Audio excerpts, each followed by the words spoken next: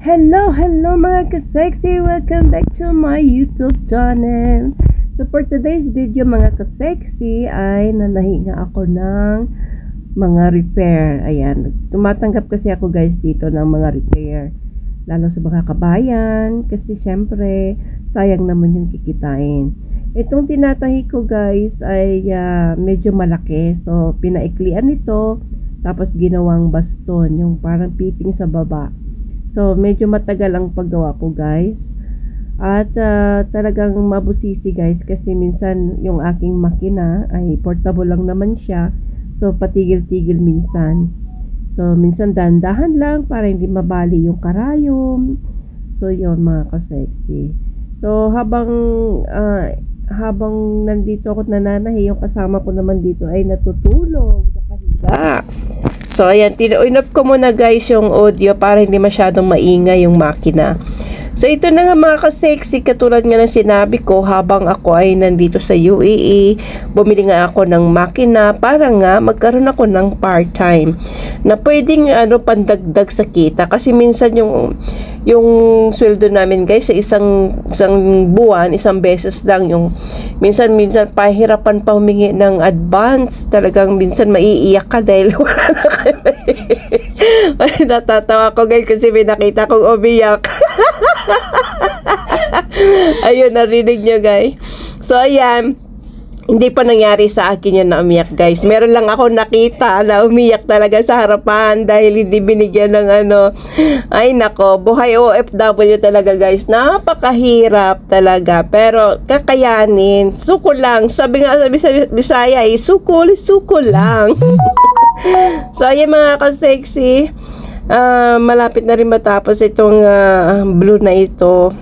Medyo mabusisi guys kasi ang hirap ng yung may tahi pa sa labas, meron pang ang sinulid nito ay kulay parang brown gold, yun, parang bronze. So medyo nahirapan ako, kaya lang syempre, kaya lahat ng bagay na mahirap kinakaya, walang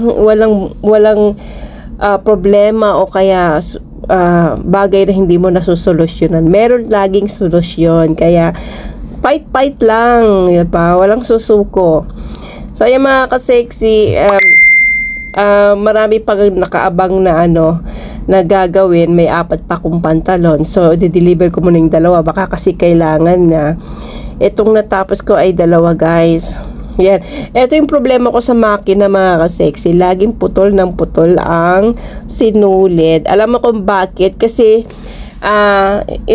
yung straight na tahi, yun, ini-stop ko siya kasi gusto kong ilipat dun sa parang edging. So yung control nasa mga kamay ko yon. At pag lumipat na ng edging yung stitching yung machine, so nagpuputol-putol. So yun, talagang struggle. Kahapon din meron akong inalter na jacket, 25 dirham din yun guys, sayang 'di ba? So na-deliver ko na kahapon ng gabi yung jacket, 25 dirham. So sayang din yung 25. Kung i-convert mo mga ka-sexy, yung 20 dirham, umaabot na sa 313 kung 15.56 ang palitan. So ayan, laking tulong mga ka-sexy kung lagi kong iipunin yon. Malaking tulong talaga. So ayan, pambili lang ng ulam, sapat na yun guys. So masaya na rin ako sa ganun at hindi nagagalo yung pera na sweldo kasi wala pa namang sweldo. So dito muna tayo magtiis-tiis. So ayan, siguro malapit na akong matapos nito mga ka-sexy. Kaya nga, alam mo, hindi ko akalain na darating ang panahon na maging mananahi pala ako. Mananahi/fashion designer. So, abangan nyo mga ka-sexy itong ating project na gagawin ko, Pilipiniana, sa September 23, ang linggo ng wika. So, pagkatapos ko ng alteration or 1 by 1, mag-uumpisa na ako kasi wala pa sa akin yung size. Mali yung kinuhang size. Kaya, ayan, minamadali ko na mga ka-sexy na gawin nila yung size kasi wala nang time. So guys, eto na naman ang tatayin natin. Ito guys, nagtatahi lang ng laylayan kasi mahaba. So, ang tubos ko nito is 20 dirham. Kung isipin nyo, yung 20 dirham mga ka-sexy ay times 15 pesos. So, more or less, magkano yun? Diba sayang mga ka-sexy? Teka lang, di ako magaling sa math, kaya kailangan natin ng calculator. So, kung 20 dirham yan, so 20 dirham times 15 point something, 65 yan. So, nasa 313 pesos. Putol lang yan guys, putol lang yan. Pero kasi naman guys, ang ulam naman dito, dirham din naman ang bayad. So, wala tayong magagawa. Hindi naman na, kung yung 100 na dirham ipapalipad natin, I mean, ipapadala sa Pilipinas, malaking tulong talaga, di ba? Malaking tulong na rin itong pang-ulam. So, abangan nyo guys, marami pa tayong gagawin. Yan, lipat mo. So, ayan mga ka-sexy, pangalawa na ito. Ito yung pinagkapihan ko. Ang kanyang length ng pantalon ay 35 inches. So, ayan, dahil ito, maliit naman na ito, kaya lang, yung pinaka, alam mo yung ilalim, mas maliit pa. So, pinasikipan ko pa ulit ng bahagya ng mga half inch.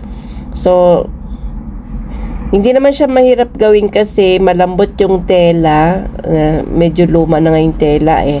Kaya lang, paborito siguro nga ng may-ari, kaya gustong-gusto niyang suotin. So, hindi naman ako nahihirapan sa pagbali-baliktad, sa hindi masyadong napuputulan ng sinulid mga ka-sexy.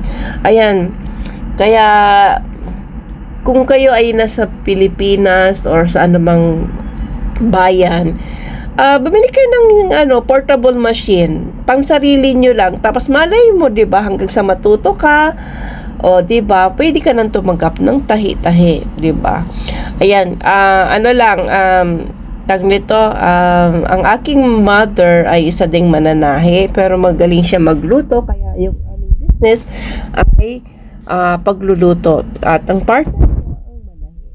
Ganon din ang kapatid ko na isang tomboy, ay isang fashion designer, kaya ako ay namana din sa kanya pagdiwa.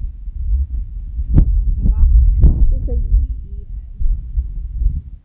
pero ang aking visa ay ewan ko ba, galit naman ako, kaya lang wala na akong chance na pag-away dahil nandyan na yan. So, ang importante, yung sweldo ng fashion designer ay hindi tinatanggap. So, ayan mga ka-sexy, thank you for watching. Hope you like this video. Huwag niyo pong kalimutan mag-comment. Salamat po sa mga mag-subscribe. Please subscribe. Thank you so much.